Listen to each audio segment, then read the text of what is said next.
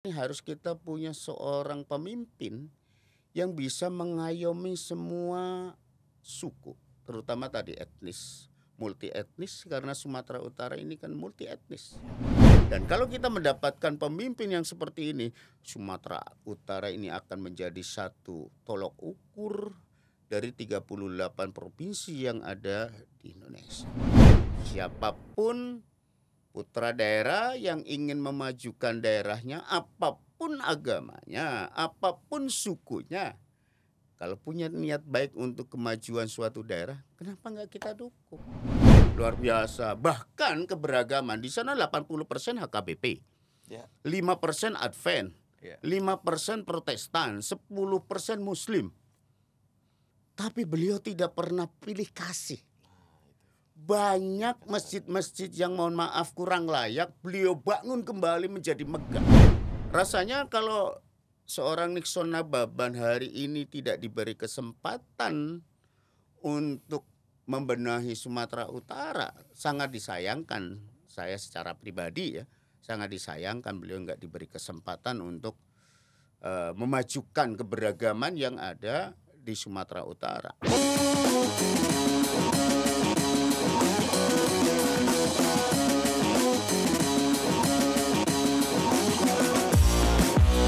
Jumpa lagi di podcast Keadilan TV bersama saya Jerry. Dan saya Arif. Wah, kita lagi batikan nih bang.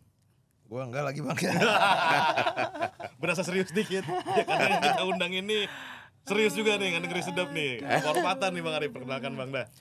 Oke, kita kedatangan tamu. Assalamualaikum, Kiai Hambali. Waalaikumsalam warahmatullahi wabarakatuh, Mas Arif, Mas Jerry. Ya. Terima kasih Datang. atas undangannya. Selamat datang di podcast Keadilan TV perdana. Terima Kehormatan kasih. nih, Bang Kiai. Ini yang kita undang biasanya politisi-politisi, Kiai. Oh, Ini iya, baru iya. Kiai pertama yang kita undang. Alhamdulillah, kebanggaan buat saya secara pribadi. Sehat ya Bang Kiai ya? Sehat, alhamdulillah. Jadi Kiai Hambali ini merupakan ketua dari GSN, Gema Santri Nusa. Iya. Apa itu, Kiai?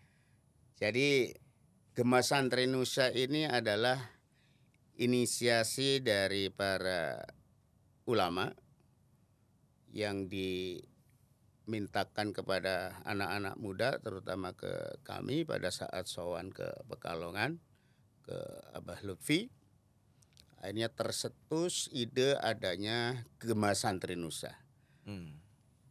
Gema Santri Nusa itu apa? Itu adalah Gerakan Mitra Santri Nusantara.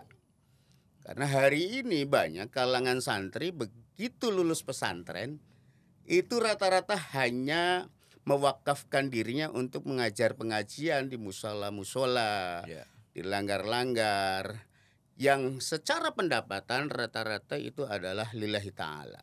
Ya. Jadi manakala santri itu ingin berumah tangga, Ya. akhirnya kerjanya serabutan. Ya. Ya jadi tukang bangunan, ya jadi ngojek. Jadi Gerakan Mitra Santri Nusantara ini menginisiasi bagaimana santri lulus pesantren punya yang namanya soft skill. Oh. Ya, jadi begitu terjun ke masyarakat, kita sudah mengedukasi kalangan santri agar yang butuh misalkan skill barista, skill menjadi tenaga otomotif atau buka bengkel, atau misalkan laundry, Iya, atau misalkan ahli IT. Itulah tugasnya Gema Santri Nusa, Gerakan Mitra Santri Nusantara, agar di kalangan santri begitu lulus pesantren bisa menjadi seorang entrepreneur. Oh. Itulah tujuannya. Berbagai Karena profesi. berbagai profesi. Ya.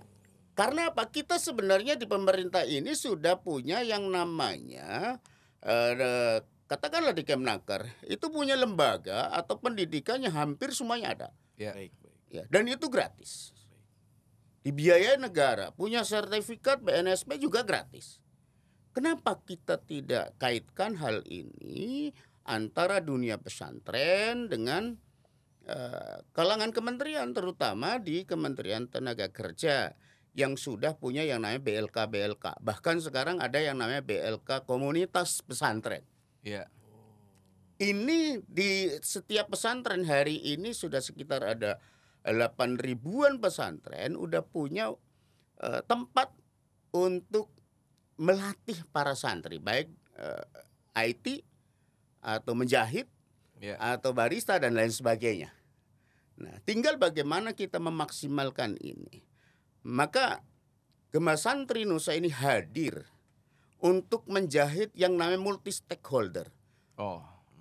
Begitu misalkan sudah kita edukasi terkendala dengan yang namanya permodalan, kita juga sudah punya MOU dengan kalangan perbankan terkait dengan KUR. Oh ya. Nah, di situ. Jadi kalau KUR itu kalau pinjamannya itu 50 juta ke bawah itu kan agunannya itu hanya usaha itu. Iya, iya. Kalau 50 juta ke atas baru ada jaminan. Iya, sertifikat rumah dan Iya. lain-lain ya. Dan bayangkan Mas Arif, Mas Heri, kalau kita katakanlah santri bikin bengkel, ya kita kan ini bisa kita kawinkan dengan Pertamina. Jadi bengkel ini produknya khusus produk-produk Pertamina. Iya. Ya anggaplah marketingnya Pertamina. Iya. Iya, Inilah yang saya gagas agar pemerintah juga bisa care terhadap hal-hal seperti ini. Maka saya punya gagasan untuk Gema Santri Nusa, untuk pemerintah khususnya, saya punya gagasan namanya Insanpreneur. Insanpreneur. Indonesia Santri Entrepreneurship. Oh, selalu ada singkatan-singkatan ya. Nah, karena Insanpreneur Indonesia Santri Entrepreneurship. Iya. Karena kita ingin menciptakan di seluruh Indonesia minimal 100.000 startup milenial baru. Yang berasal dari santri. Dari santri, dan ini perlu dukungan dari multi stakeholder. Iya. Nah, izin Kiai biar clear dulu. Ini DPP-nya kantor pusatnya base-nya di mana Kiai? GSN ini? Base-nya kita ada di Cawang. Oke. Oh. Nah, konsepnya itu GSN ini ada tim yang dikirim ke para pesantren atau para santri ini mendaftar atau seperti apa sih, Kiai? Kita tim yang ada di pusat itu kita datang ke pesantren. Tentunya dalam Mengirim tim ya? bentuk kajiannya itu 3 bulan sekali karena kita yang pegang modulnya. Oke. Oh. Jadi kalau orang misalkan menjiplak kata-kata insanpreneur misalkan, nggak akan bisa jalankan. Iya. Kenapa Pak? Kayak. Karena kita yang megang modulnya. Oh. Kita yang megang modul itu. Iya. Karena nanti kita di dalam pelatihan itu pun kita ajarin bagaimana kita bikin proposal untuk pengajuan ke perbankannya dalam bentuk usaha apa. Kita sudah punya 1.000 jenis UMKM yang sudah kita buat. Iya. Kalau misalkan, oh saya ini Pak Bali mau bikin mie ayam, Iya. kita ajarin. Basicnya kita ajarin, termasuk bagaimana tata kelola keuangannya. Iya. Artinya pilihan santri itu bukan hanya sebagai guru ngaji. Iya. Ya, meskipun guru ngaji bagus ya, teman-teman semua. Iya. Tapi maksudnya masih banyak variabel-variabel yang bisa digarap oleh santri. Betul. Kalau dari dunia santri ini kan seakan-akan mengajar itu sudah kewajiban kita. Iya, benar. Kalau benar. tidak mengamalkan ilmunya rasanya bagaimana? Iya, Dan iya. itu biasanya tidak ada mengharapkan sesuatu yang sifatnya duniawi. Iya. Tapi manakala santri sudah masuk katakanlah rumah tangga, Iya. maka perlu ada pendapatan yang layak. Iya. Setuju. Maka perlu ada soft skill tadi agar seorang santri tidak kerja serabutan, maaf kata. Karena untuk memenuhi kebutuhan keluarga, udahlah jadi kuli bangunan bisa. Iya. Ngojek bisa. Bahkan kadang di kampung-kampung itu ada yang jadi tukang becak Iya. demi memenuhi nafkah keluarga. Tapi Kiai sepakat nggak bahwa santri itu nggak melulu tentang pesantren dan selesai pesantren nggak kuliah, nggak sekolah gitu? Sangat sepakat karena hari ini sebenarnya bagaimana edukasi terkait dengan dunia kerja sebenarnya maka perlu soft skill. Soft Iya, skill. iya. Soft skill. Maka kita mengharapkan santri ini harus naik kelas. Iya. Bukan hanya UMKM saja yang naik kelas, santri pun harus naik kelas. Iya. Mengikuti perkembangan zaman, Betul. teknologi. Maka inilah kami punya gagasan santri harus menjadi seorang entrepreneur dengan gagasan insanpreneur tadi. Iya. Itu. Ya, berarti GSN ini misi mulia dari GSN ini Pak Kiai udah berjalan berapa lama Pak? Sudah berjalan, kita berdiri dari tahun 2018. Dengan SK Menkumhamnya, Ya. ya kan. Hari ini Kalimantan juga sudah berjalan efektif, Pulau Sumatera segala macam, DKI masih stagnan, ya. Karena ini kan butuh yang namanya multi stakeholder tadi. Iya, iya. Oke. Harus dijahit. Karena tanpa multi stakeholder GSN tidak bisa menjalankan gagasan insanpreneur tadi. Dan sebenarnya pemerintah sedang mengejar bagaimana ekonomi syariah itu bisa tumbuh 60%. Hari ini masih 15%. Iya. Masih G45. Dan ini ada di kewenangannya Menko Perekonomian yang selalu koordinasi dengan Pak Wapres, karena di bidangnya Pak Wapres terkait dengan kesejahteraan. Gitu. Dan ini sebenarnya potensi untuk bisa menaikkan pertumbuhan ekonomi syariah menuju 60% masih sangat make sense. Iya, iya. Dengan populasi penduduk Indonesia terutama. Iya, iya, iya. Ya. Sampai-sampai kami punya rumusan dari Insanpreneur itu dalam waktu awal-awal itu terkait dengan kita punya gagasan namanya Perta Santri, Perta Santri. Pertamina Santri. Ya. Yang akhirnya ada yang ya bahasa kasarnya ada yang niru lah. Akhirnya ada yang namanya Pertasop. Padahal kita punya kuncinya. Iya, gitu. iya, iya, Yang iya. itu nggak mungkin saya jual. Iya, iya, iya. Izin kayaknya nanya sedikit nih, saya sebagai ya masih berjuang muda lah kayak. Kira-kira pengamatan dari Kiai dalam hal santri sama perkembangan zaman dan teknologi, tantangan apa sih yang krusial zaman ini kayak?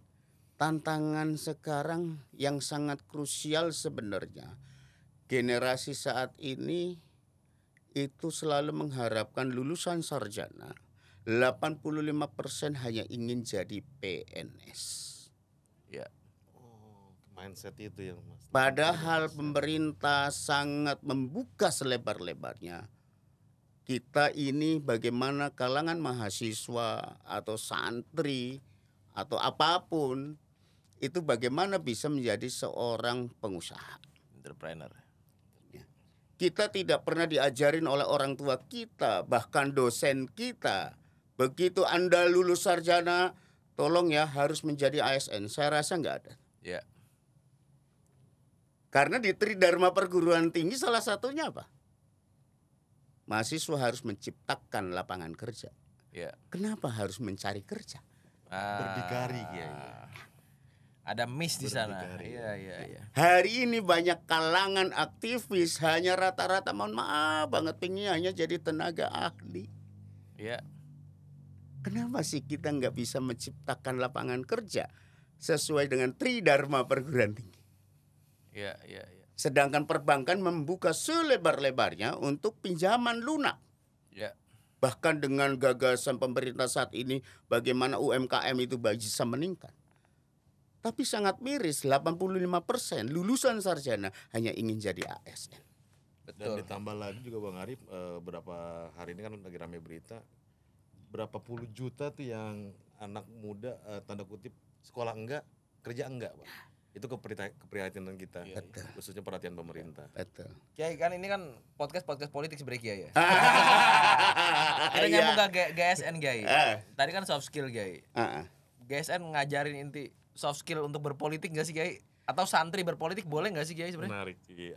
Begini, di dalam dunia pesantren itu kan kita juga diajari terkait dengan ilmu asyasah, Siasa. perpolitikan. Para politisi kalau belajar dengan kalangan santri sebenarnya kalau santri atau politisi menguasai ilmu balaghah pasti akan menjadi politisi yang handal.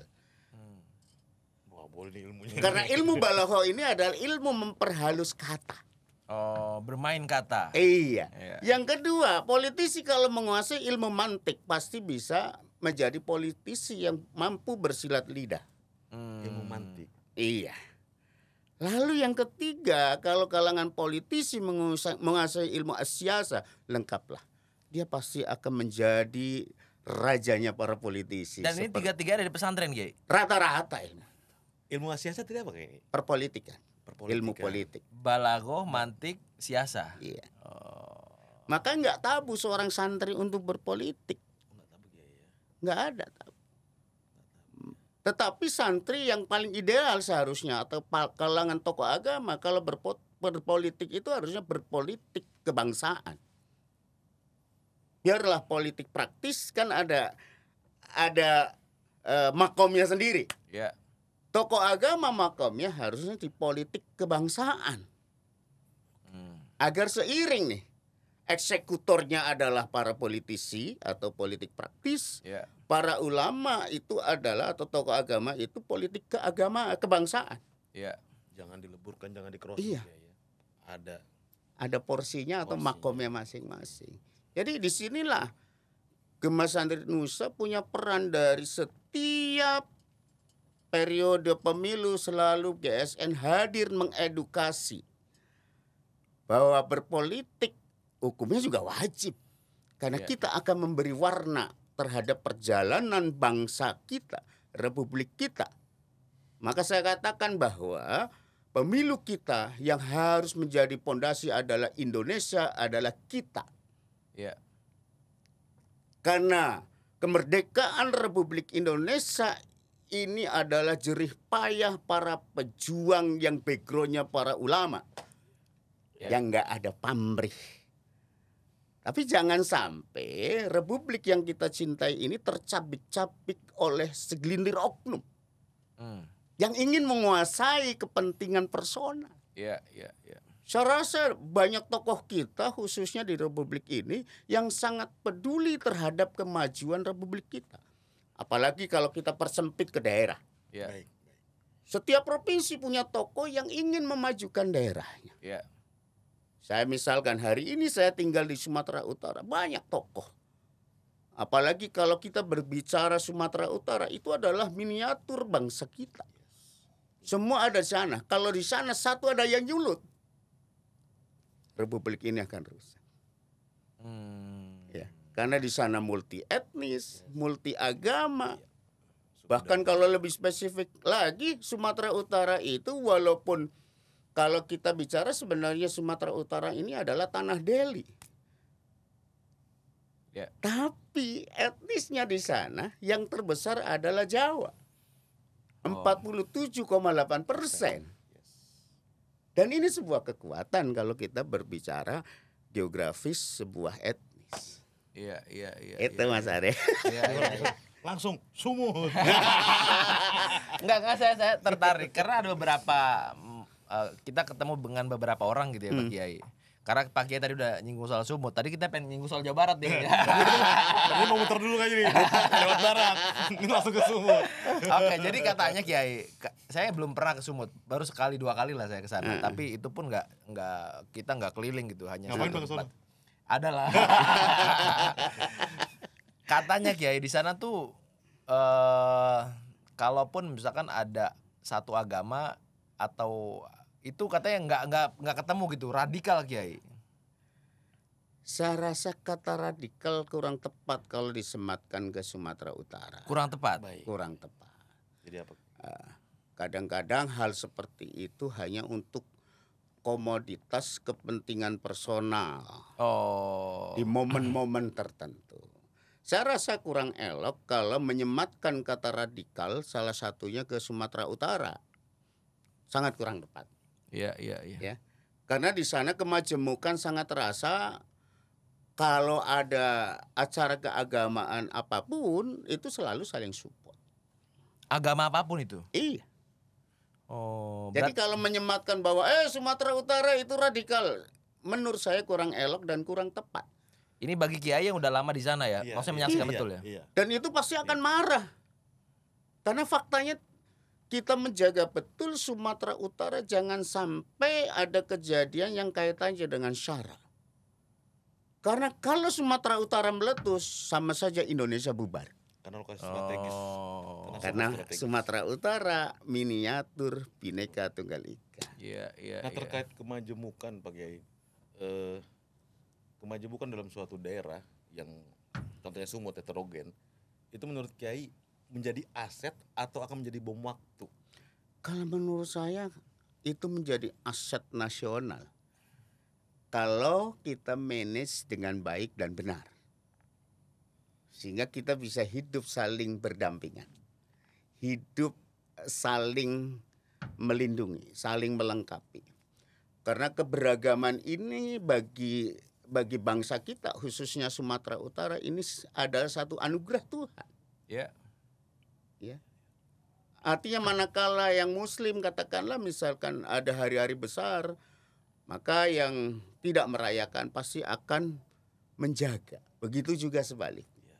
Inilah indahnya keberagaman, kebineka tunggal ikaan yang ada di Sumatera Utara. Iya, iya. Jadi ini merupakan anugerah. Bayangkan kalau suatu daerah itu adalah mayoritas agama tertentu, rasanya kurang indah. Contoh misalkan kalau Imlek kan kita bisa makan kue itu. Iya. Kue bakul. Iya, iya. Kalau nggak ada, ya contoh kalau ada di daerah tertentu, satu pun etnis Cina nggak ada. Iya. Ada. Sumatera Barat misalkan di Pariaman, nggak ada satu pun.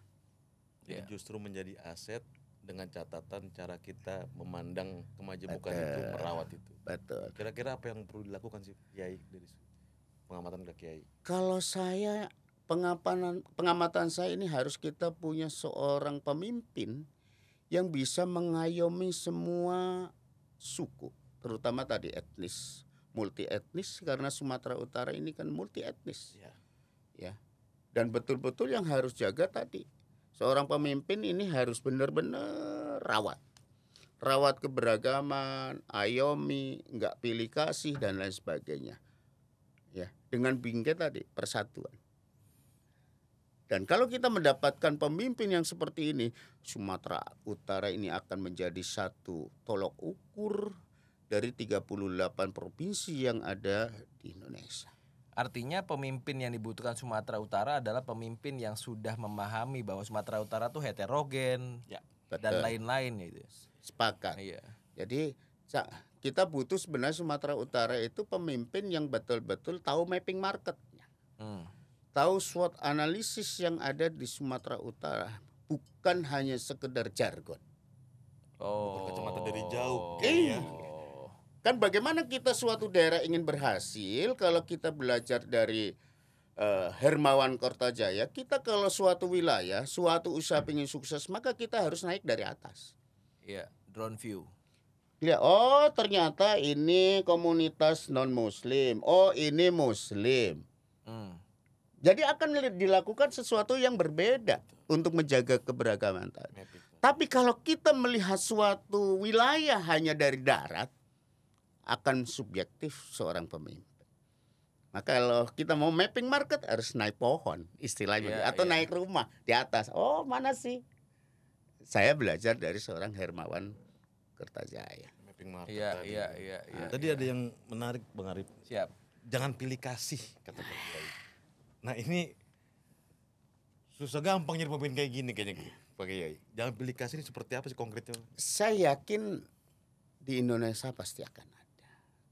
Sumatera Utara pasti akan ada. Dan dibutuhkan. Tinggal apakah diberi kesempatan atau tidak. Kan tergantung goodwill.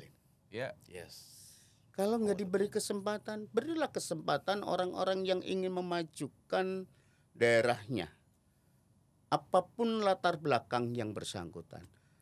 Tapi dia nawaitunya sudah jelas. Ya. Ini penting. Iya. Tidak hanya dilihat dari subjektivitasnya saja. Ya kadang-kadang kita melihat subjektivitas. Oh, ini nggak perlu nih karena kita Muslim nih. Oh, ini bla bla bla. Siapapun putra daerah yang ingin memajukan daerahnya, apapun agamanya, apapun sukunya, kalau punya niat baik untuk kemajuan suatu daerah, kenapa nggak kita dukung?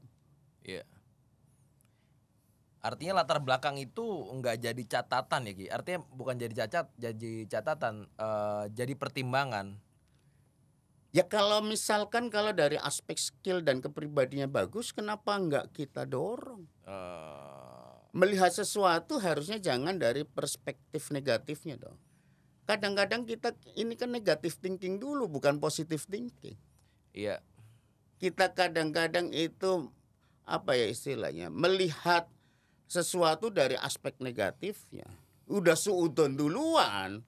Padahal ada niat baik, kan harusnya husnudon kalau ngeliat orang. Akhirnya prestasi-prestasi itu nggak terlihat ya Nggak Kiai? lihat. Iya. Situ. Pak Kiai kan anak Medan nih bang, Ah. anak Sumut pada umumnya. Iya. Kita ada darah-darah sedikit Medan, tapi karena Jakarta. Pengen nanya nih sama yang Pak Kiai ketokohan di sana, titik-titik berat masalah-masalah apa sih yang sekarang harus dibenahi di Sumut? Pak Kiai? Sumut yang harus paling fundamental ini adalah tingkat kejujuran bagi para pemimpin, terutama dalam hal sektor pertumbuhan ekonomi. Tingkat kejujuran, Iya dong. itu fundamental Pak Kiai. Iya. Oh penting sekali. Kan kalau saya bahasa gampang, kalau pemimpin jujur nasibnya mujur. Kalau pemimpinnya nggak jujur matinya terbujur udah. Enggak, dalam konteks ekonomi dan pemimpin Iya. ini Kiai yang mengatakan kita butuh pemimpin yang tidak korup. Satu itu, ya, itu pondasi. Lalu yang paling utama sebenarnya di sana banyak dunia usaha itu bergelimpangan akibat dikuasai oleh segelintir oknum, tanda kutip. Atau keluarga pemimpin itu sendiri. Ya.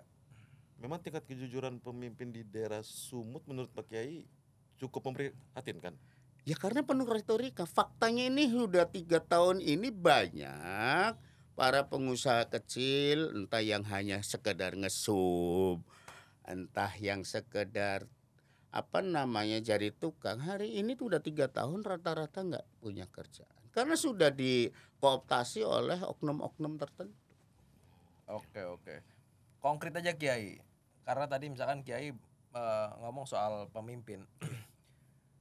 Ada nggak di Sumut yang hari ini menurut Kiai ini ideal nih jadi Saya lihat di perkembangan ini apalagi ya, mohon maaf, tahun-tahun menjelang pilkada. Iya, betul. Iya. Hampir semua itu kan pencitraan.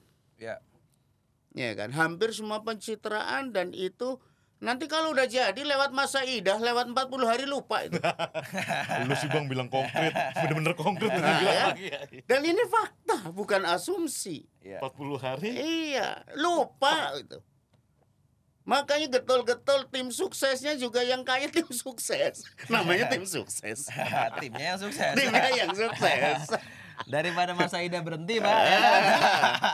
Jadi kalau berbicara apakah hari ini ada pemimpin yang bisa demi kemajuan Sumatera Utara, saya rasa ada figur tertentu yang saya lihat misalkan di katakanlah ada di kabupaten kota. Saya ambil contoh Taput. Itu juga 10 tahun memimpin daerah sangat maju pesat. Bang Nixon itu Bapak. luar biasa. Iya, itu luar biasa itu. Waktu itu kita podcast. Oh. Ya. Dan beliau itu luar biasa. Bayangkan Taput yang dulu itu sangat terbelakang. Beliau jadi bupati, banyak hal-hal positif dan progres reportnya luar biasa. Dari aspek misalkan pertumbuhan ekonomi juga meningkat. Dari infrastruktur luar biasa. Bahkan keberagaman di sana 80% HKBP. Ya. 5% Advent. Ya. 5% Protestan, 10% Muslim. Tapi beliau tidak pernah pilih kasih. Banyak masjid-masjid yang mohon maaf kurang layak, beliau bangun kembali menjadi megah. Bahkan sampai akhir kepemimpinan beliau di bulan lalu. Pas serah terima jabatannya di awal Mei kemarin, beliau masih sempat di posisi terakhir jabatan bupatinya, masih bisa meresmikan masjid yang terakhir begitu maka. Padahal kalau tadi komposisi masyarakatnya 80% HKBP, 5% Advent, 5% Protestan, Muslim hanya 10%. Artinya kalau Bang Nixon tidak memperdulikan Muslim dan lain sebagainya, hanya Bisa saja kan? Pilih Iya. kasih tadi. Iya, pilih kasih lah gitu Iya. ya. Iya. Iya itu, Itu pun masih bisa menang ya Bang Nixon ya. Iya. Tapi Bang Nixon nggak memilih itu. Enggak. Karena beliau hidup dan punya kepribadian bagaimana bisa mengayomi semua umat beragama. Tapi ada Karena izin punya Pak hak Kiai. yang sama. Tapi ada pertanyaan liar saya Bang Arif. Siap. Berangkat dari tadi pernyataannya Pak Kiai. bagaimana Pak Kiai atau kami atau pemilih di Sumut dapat membedakan atau berpikir cermat itu bukan pencitraan tapi goodwill. Sampai hari ini kalau kita melihat progress report 10 tahun Bang Nixon sebagai kepala daerah di tingkat 2, itu nggak ada penuh pencitraan.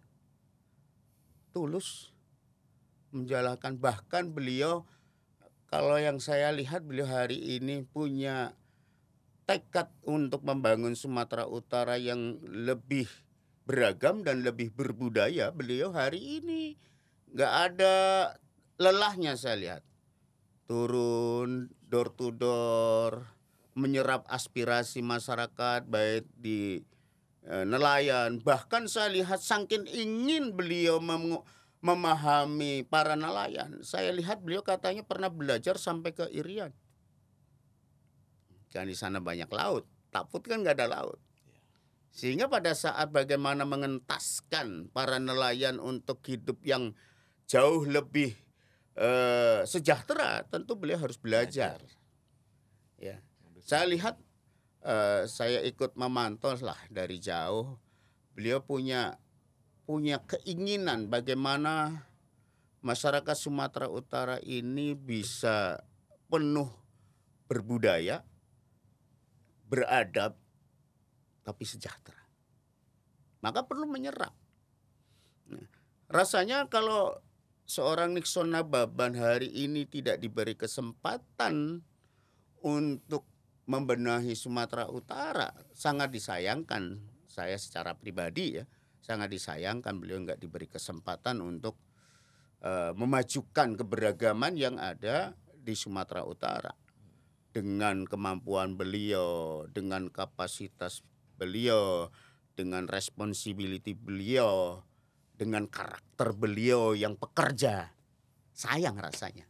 Kita punya aset yang bisa diberdayagunakan untuk kemajuan Sumatera Utara yang penuh dengan heterogen. Di situ Mas Arif. Terkait heterogen, Bang Arif. Memang di sekarang ini belum resmi memang ya. Dari parpol, mungkin dari PDP belum secara resmi diusung. Tapi andai kata diusung, dipercayakan untuk memimpin Sumut, terkait heterogen tadi menurut Pak Kiai, beliau mampu?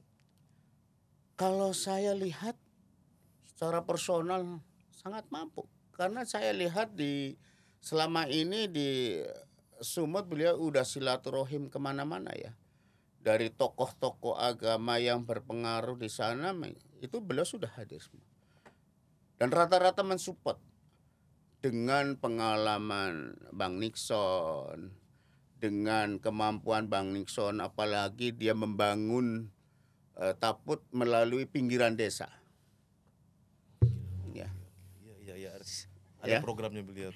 Saya lihat beliau ini sangat mampu memobilisir desa menjadi maju. Konsepnya bottom up tuh dia. Iya. Nah, ini kan sayang kalau nggak kita berdayakan. Iya. Artinya Bang Nixon ini sebenarnya punya modal selama di Taput untuk akhirnya mengembangkan itu lebih jauh di Sumut ya. Rasanya sayang beliau pengalaman untuk mengangkat daerah yang dulu Taput itu kurang dilirik, katakanlah. Di tangan beliau, dengan tangan dingin beliau, dengan kemampuan skill beliau, apalagi beliau itu nggak pingin melihat rakyat Taput itu sengsara. Kalau tuh ada anggaran, beliau mau tuh pakai dana pribadi. Mau pakai dana pribadi? Iya. Oh. Karena nggak bisa ngelihat orang nangis.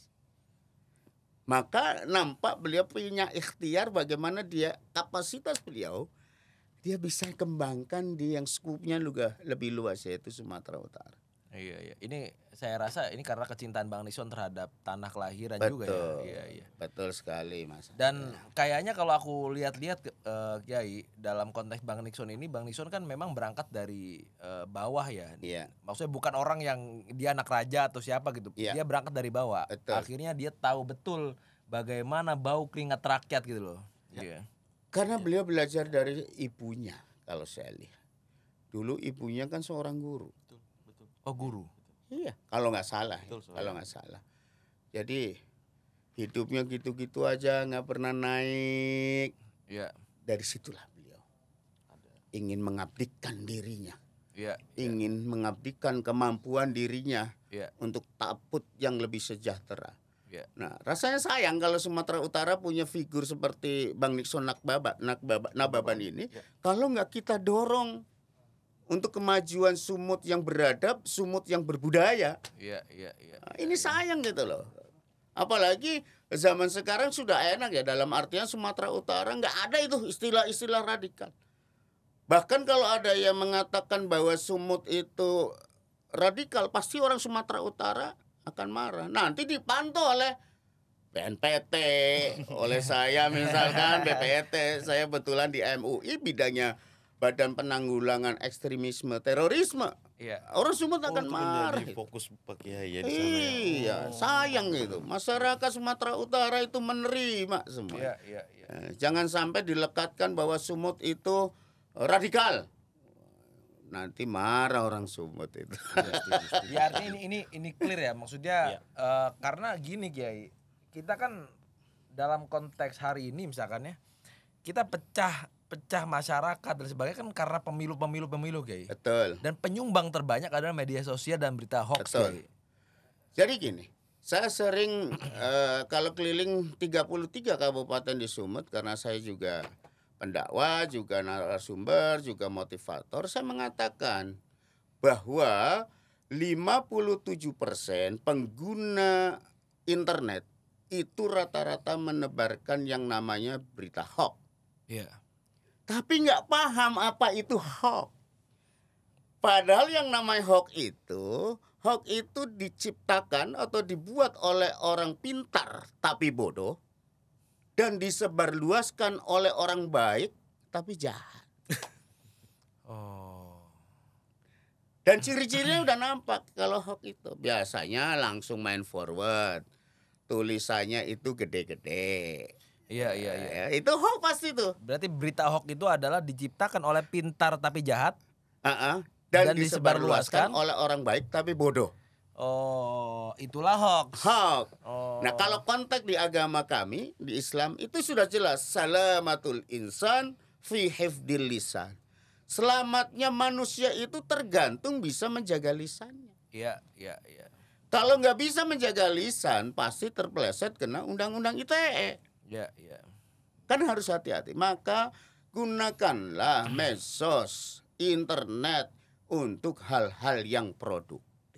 Dan positif tentunya. Dan positif Iya, tentunya. Iya.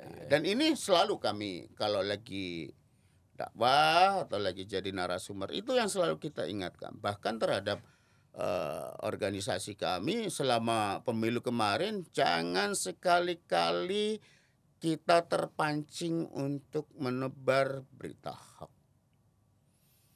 Karena undang-undangnya udah sangat jelas. Iya. Jadi ini ITE-nya. iya, clear ya. Berita hoax adalah perbuatannya orang pintar tapi jahat. Dan disebarluaskan oleh orang baik tapi bodoh. Iya, Jadi jangan asal forward teman-teman semua. Hati-hati Anda kena ITE. Nah, dalam konteks tadi Pak Kiai, Nixon Nababan. Saya tertarik karena saya beberapa hari ke belakang lah itu sering banget muncul nama Nixon ya.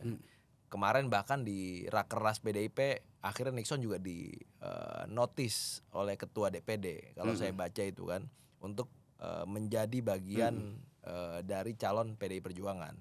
Nah, Kiai sebenarnya sejak kapan ketemu Nixon?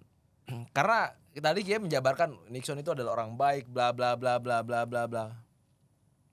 Saya kenal Bang Nixon itu 10 tahun yang lalu. 10 tahun yang lalu. Pada saat awal beliau itu ingin mewakafkan dirinya untuk memajukan kampung daerah. Iya. Pada saat maju bupati yang pertama, disitulah awalnya. Ya, beliau pingin ngambil partai tertentu, tapi udah keduluan mantan sekda sana. Oh. Ya, dan kebetulan mantan sekda ini istrinya juga guru besar di Universitas Sumatera Utara. Iya. Jadi ceritanya udah keduluan lah kan gitu. Iya.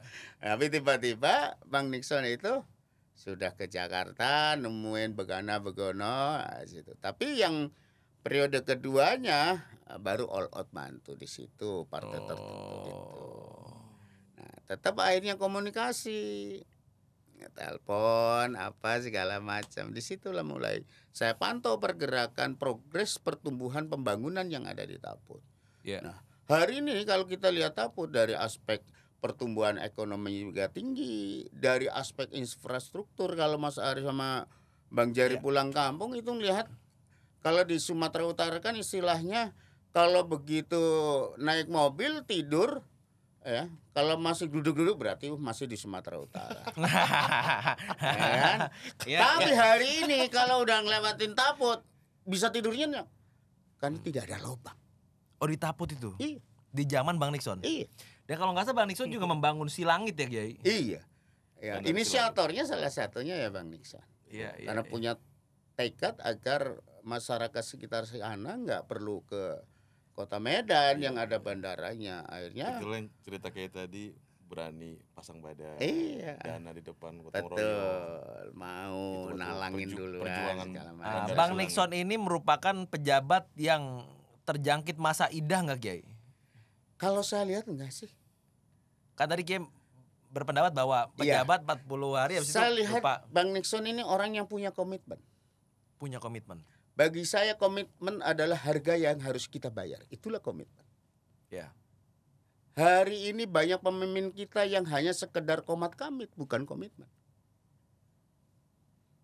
Kan makna dari komitmen itu sendiri adalah komitmen adalah harga yang harus kita bayar. Tidak hanya sekedar komat kamit. Tidak hanya sekedar retorika. Kalau saya lihat figur seorang Bang Nixon hari ini, beliau selama memimpin itu punya komitmen. Faktanya pembangunan juga berkembang pesat. Kalau Mas Ari, Bang Jerry ke Taput, coba lihat sana, lubang pun nggak ada. Aspal yang berkualitas. Biasanya kan kalau daerah sana biasanya, mohon maaf, itu kalau jalan itu halusnya itu kalau hari-hari besar keagamaan, Natal, Idul Fitri. Selepas itu lubang lagi tuh. Tapi di Taput enggak. Dan yang paling hampir boleh dikata setiap ada longsor atau apa di daerah Taput, alat-alat beratnya standby. Oh, udah ada di sana. Jadi kalau dulu kan harus nunggu dulu 4 jam baru datang. Sehingga pengguna jalan yang mau akses ke Sumatera Barat atau sebaliknya akhirnya terkendala. Ya. Karena harus nunggu alat beratnya datang. Tapi kalau di sekitaran wilayah Bang Nixon, karena saya kebetulan istri orang Padang, jadi sering merasakan. Sering merasakan. Ada longsor misalkan wilayah Taput, itu langsung bisa dibuka akses jalannya. Kayak kemarin akhir-akhir ini banyak musibah baik longsor maupun apa gitu ya, antara Sumatera Utara dan Sumatera Barat. Itu di wilayah Taput yang paling cepat. Ya, cekatan lah gitu ya berarti ya. Bang Karena Nixon ini. distembekan alat-alat beratnya.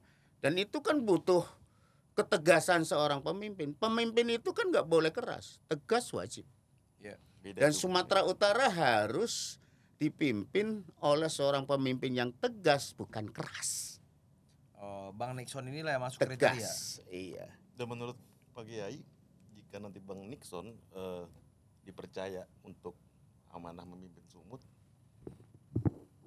saya yakin apa Pak Kiai, Bang Nixon itu akan diterima di semua golongan.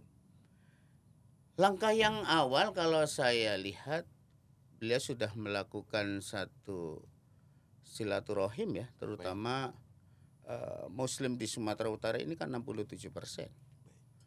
Tokoh-tokoh sentral di Sumatera Utara kalau saya lihat di media-media, di berita-berita, saya rasa yang dilakukan Bang Nixon sudah sangat tepat. Menjalin silaturahim. Ya, karena kan yang namanya silaturahim itu kan berbuah berkah. Ya. Di dalam agama kami, man kana yu'minu billahi wal yaumil akhir falyasil rahimah barokah. Barang siapa yang percaya sama Tuhan dan hari akhir, maka jalinlah silaturahim yang berbuah keberkahan. Dan ini saya lihat di media-media betapa Bang Nixon menghargai dan mengerti yang arti namanya silaturahim. artis. Iya. Dan tokoh-tokoh semua menyambut dengan senang, menyambut dengan tangan terbuka, nggak ada yang ya bahasa kasarnya nggak ada yang nolak untuk kedatangan Bang Nixon di ormas apapun. Beliau udah saya lihat di media pemberitaan luar biasa, sangat diterima, apalagi dengan gagasan Bang Nixon dengan konsep membangun dari desa. Iya, beliau juga ada bukunya itu Kiai ya. Iya, saya lihat kemarin kayaknya pas saya mampir di Rakernas ada buku itu ya, bagus Iya, juga iya, itu iya. bukunya. Iya. Luar Oke. biasa. Di Sumut ini mungkin Pak Yu setuju dengan pendapat saya, ada predikat yang sudah turun temurun di Kiai. Sumut itu semua urusan mesti uang tunai. Iya. Bagaimana Pak Kiai pengamatannya di pemimpin nanti kalau memang dipercayakan Bang Nixon itu berubah predikat Bang Kiai? Perlahan, kalau langsung berubah secara fundamental rasanya Butuh perlu proses. proses. Ya, kita harus samalah reformasi itu kan butuh proses. Nah, perubahan ini butuh proses. Saya yakin dengan tangan dingin beliau lama-lama bisa terkikis, apalagi dengan tekad beliau yang ingin mengikis yang namanya birokrasi yang begitu panjang terutama di daerah Sumatera Utara. Saya kan sering ledekin juga, kalau Sumut semua uang masuk tunai. Iya. Kalau di tetangga Sumbar semua uang masuk bagi rata. Ya itu pemeo saja gitu. Karena akhirnya menjadikan orang ingin berinvestasi di daerah tersebut akhirnya mikir. Ini kan hanya stigma negatif sebenarnya. Iya. Ya, pada hakikatnya sebenarnya mudah. Cuman karena sudah image, akhirnya sampai kapanpun itu melekat. Sumut semua uang masuk urusan Tapi tunai. Pada faktanya di lapangan yang pengamatan Pak Kiai betul terjadi ya Pak Kiai? Saya sampai hari ini 13 tahun di Sumut nggak pernah ngeluarin duit sih. Ngurusin pernah ngeluarin apapun. duit. Ini perlu clear nih, iya. Iya. Mau ngurus KTP, mau ngurus perizinan, mau ngurus SIM, nggak ada. Sesen pun nggak. Berarti predikat itu yang bener image tadi Pak Kiai. Paradigma tadi, image. Ya. Karena sudah melekat dari dulu-dulunya. Jadi sepanjang era reformasi sebenarnya semua sudah banyak perubahan lah ke hal yang positif. Tinggal bagaimana membangun komitmen agar yang namanya dunia usaha bisa merata. 3 tahun terakhir ini banyak usaha kecil-kecil mati. Banyak yang kontraktor kecil-kecil mati. Karena nggak merata. Iya. Soal keberpihakan kepada rakyat. Betul. Gitu. Ada konsepnya juga tuh Bang Nixon, saya kutip Bang Arif. Sumut, semua urusan mesti urus tuntas. Nah, sepakat saya itu. Artinya beliau punya tekad. Bagaimana semua urusan yang biasanya misalkan bisa ditunggu 1 bulan, mungkin beliau pengen 7 hari, kan bisa. Yang tadinya 7 hari bisa tuntas 1 hari. Itu kan bagian dari komitmen seorang pemimpin. Dan itu tekad daripada Bang Nixon. Barangkali itu Bang Yori. Iya. Ini apa namanya, panjang ya kita ngomongin Bang Nixon ya. Karena masih mengganjal Bang Arif. Pengen nangkep dari Bang Kiai, mungkin udah jelas sih kayak, pengen clearkan lagi. Berarti butuh sosok pemimpin bukan yang impor ya Bang? Untuk Sumut ini. Sumut asli masih dari banyak sana. tokoh yang layak untuk bisa memajukan Sumut. Saya rasa nggak butuh impor-imporan lah. Banyak itu. Sangat disayangkan kalau sebuah wilayah didatangkan dari luar. Padahal orang-orang Sumut sendiri banyak orang yang mampu dan bisa. Nah, itu poin saya. Bukan hanya sekedar mampu, bisa. Kenapa sih nggak kita berikan kepercayaan? Nah nanti kalau nggak diberi kepercayaan, masyarakat juga penerimaan akan Iya. setengah hati. Setengah hati. Jangan Iya, kalau ini kan misalkan silakan berkompetisi, tapi semua putra daerah kan enak. Iya. Karena biasanya memang yang paling tahu daerahnya adalah orang yang Iya ada di situ. Yes, betul. Iya, betul. iya. Besar Tinggal di kembali situ. lagi komitmen nggak, jangan hanya sekedar komat kamit. Iya. Sekarang banyak pemimpin kita yang komat kamit kok. Akhirnya melihat rakyat amit-amit. Aduh. Nah, Itu salah lagi. Itu dia makanya kok ada anomali, Kiai. Anomali dalam arti gini, Kiai. Kiai tadi menjelaskan bahwa Bang Nixon ini adalah orang yang mengimani betul bahwa silaturahmi mempunyai kekuatan yang luar biasa. Ya kan? Ya kan, keberkahan yang luar biasa. Ini anomali yang kita temukan selama ini di Indonesia. Pemimpin itu, Kiai, pas ngejabat udah enak di AC ya kan, sambil nongkrong-nongkrong udah kelar, Kiai. Enggak ada silaturahmi. Hari ini faktanya kan banyak pemimpin kita seperti itu rata-rata. Iya, Kiai. Tapi saya lihat 10 tahun perkembangan Bang Nixon memimpin Taput. Bahkan sekarang sudah tidak menjabat bupati. Beliau masih suka malah duduk sama tukang beca, duduk sama nelayan, duduk dengan para aktivis. Aktivis bagaimana senang Bang Nixon itu bisa mengedukasi kalangan aktivis. Apalagi beliau kan background juga aktivis. Ya. Memahami, menyerap aspirasi. Jadi bahkan yang model gitu-gitu biasanya lebih peduli terhadap rakyat. Oke, Pak Kiai bilang tadi kedekatan atau menyaksikan langsung profil atau sosok Bang Nixon 10 tahun di Taput. Nah, bagaimana Pak Kiai jika nanti Bang Nixon dipercaya oleh rakyat Sumatera Utara mengemban amanah sebagai gubernur, bagaimana Pak Kiai dan teman-teman tokoh di sana menjaga atau mengontrol biar tidak seperti yang Bang Arif bilang tadi, 40 hari hilang, di konteks susah, nggak lagi turun ke lapangan selama 5 tahun kepemimpinan. Saya akan orang paling depan akan terang-terangan nempeleng dia kalau dia nggak menjalankan. Kalau akhirnya Bang Nixon berubah gitu. Iya. Bang Nixon denger nih Bang ya. Bang Kiai. Saya tukang tempeleng karena saya ini tim siluman. Apa itu siluman? Silaturahim Ulama Nasional. Ya tugasnya nempelengin. Makanya saya mengatakan kalau dia berubah setelah masa idah atau 40 hari, saya orang pertama yang akan datangin dia. Karena kita harus pegang seorang pemimpin apa ya, komitmennya. Masyarakat Sumut pada nonton ini Bang. Oh iya, kan komitmen adalah harga yang harus kita bayar. Iya. Tanggung jawab tadi Bang. Iya, responsibility-nya sejauh mana? Jangan hanya komat kamit. Karena pingin jadi katakanlah gubernur Sumatera Utara, pencitraan kemana-mana. Lewat masa idah lupa. Iya. Ini kan penting. Iya. Ini yang Kontrol sosial sering. Iya. Sering. Bahkan saya sama pemimpin-pemimpin kemarin musim pilpres, saya berani katakan itu. Jangan setelah lewat masa idah lupa. Sama kiai-kiai yang di kampung. Iya. Kiai-kiai di kampung kan ikhlas Bang Jerry. Iya. Nggak ada gaji pokok kan. Hari ini mereka kadang hanya dikasih 100.000 membina mentalitas umat. Ya.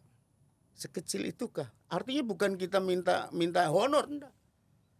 Jangan setiap musim pilkada, musim pilpres dikumpulin.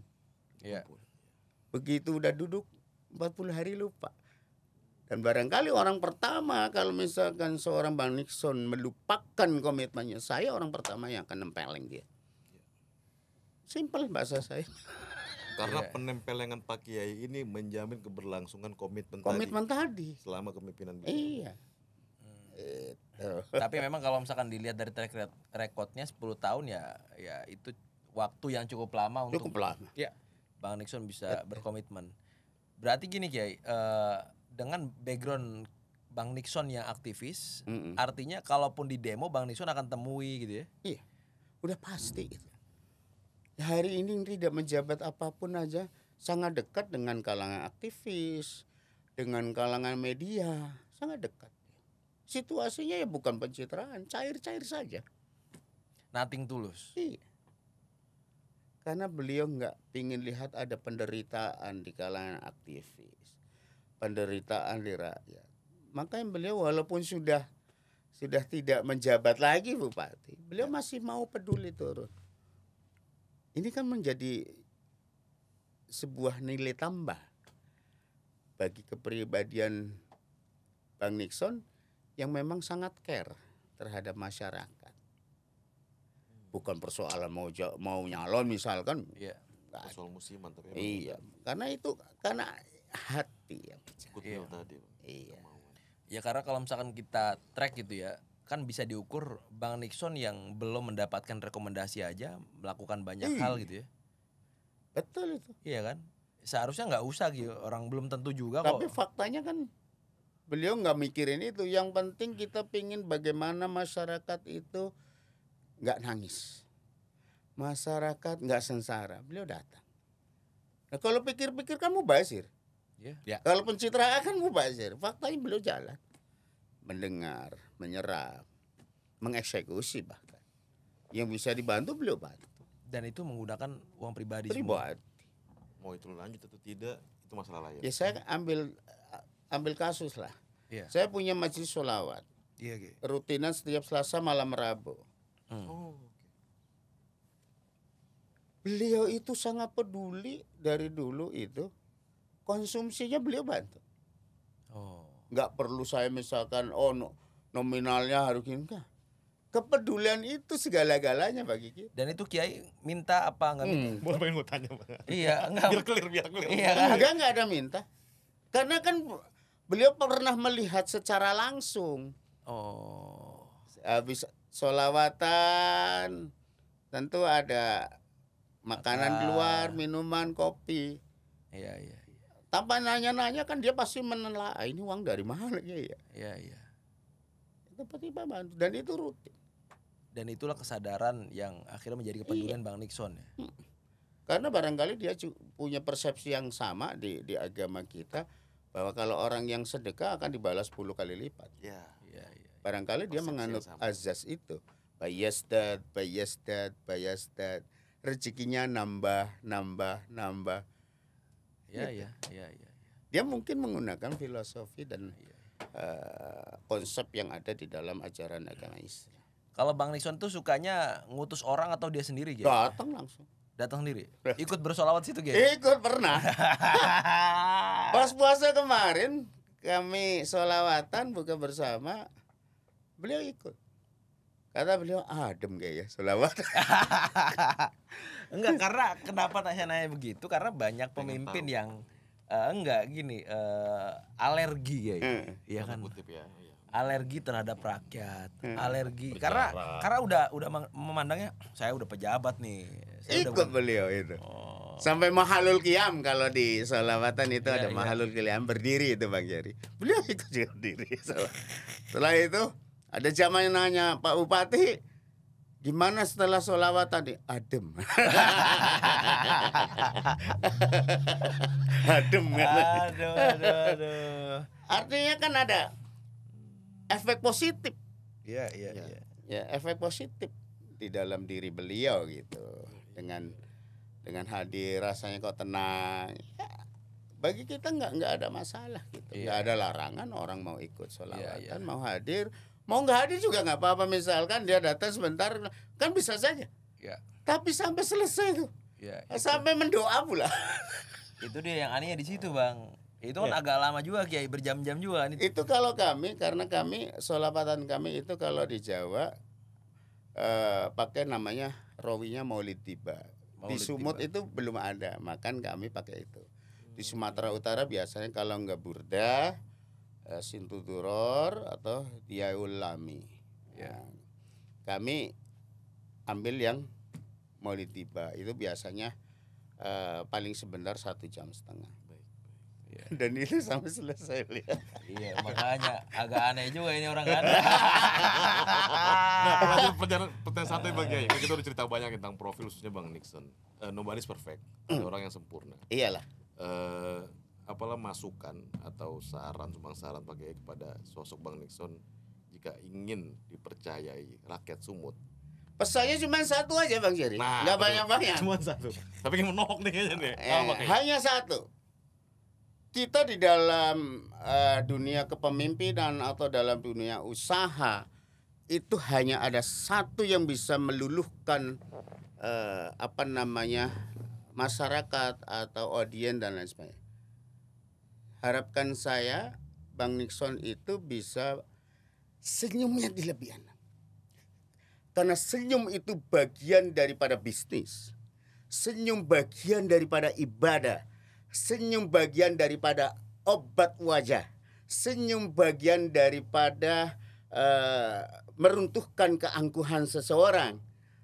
Tapi senyum juga bagian daripada senyum. Baik. Iya. Tapi yang perlu diingat Bang Jerry, jangan sekali-kali kita senyum di sembarang tempat. Wah, Jangan senyum di sembarang Ya, tempat. berarti kan kita gila. Wah. Jadi Bang Nixon semoga nonton podcast ini, pesan dari seorang teman tokoh dari Sumatera Utara, Iya, pakai karena senyum kembali. itu bisa meruntuhkan. Antara senyum dengan marah itu kan otot yang bergerak beda. Kalau kita marah-marah terus, ototnya bergerak 162 otot. Tapi kalau orang senyum, ototnya bergerak garis 16. Lebih enak mana? Iya. senyum dilebarkan. Senyum. Orang senyum, orang yang tadinya angkuh bisa baik loh. Iya. Walaupun hatinya Bang Nixon luar biasa baik, tapi kalau orang senyum kan enak. Iya. Rileks, enak. Dan itu juga bagian daripada obat wajah. Oke. Mantap. Aduh. Dilebarkan tapi jangan salah tempat. Iya. Salah satu biar kita senyumnya enak, senyum seperempat. Kalau di Nabi Muhammad senyum seperempat. Senyum seperempat. Gimana Iya, nih? jangan terlalu lebar senyumnya. Dan itu penting Mas Yeri. Iya. Bisa catat dalam hidup saya. Senyum seperempat, jangan terlalu lebar. Makanya kami kalau ini bayangkan senyum aja, karena senyum itu bisa meruntuhkan keangkuhan seseorang. Yang tadinya ngeliat kita gimana gitu. Walaupun kalau secara personal kan dengan Bang Nixon kan tahu dia orang baik. Tapi itu dia sebenarnya satu harus perbaiki, murah senyum. Satu itu aja pakai. Satu aja. Aduh, Bang Nixon ini dikritik loh. Aduh. Keren. Oke, Bang Ya, Jerry. siap, Oke, Bang Kiai. Oke, makasih. Terima kasih atas waktu dan kesempatannya. Banyak sekali ilmu yang kita dapat nih. Iya, terima kasih atas paparannya, masukan dan juga energi positif dari wilayah Sumut khususnya Bang Haris ya, membagikan informasi luar biasa. Dan buat teman-teman penonton, khususnya Bang Nixon, tadi cukup panjang kita gosipin. Mohon maaf Bang Nixon. Bercanda kita. Buat teman-teman Keadilan TV yang kirim komentar dan juga pandangan, pertanyaan apapun silakan. Dan tunggu kami di podcast Keadilan TV berikutnya.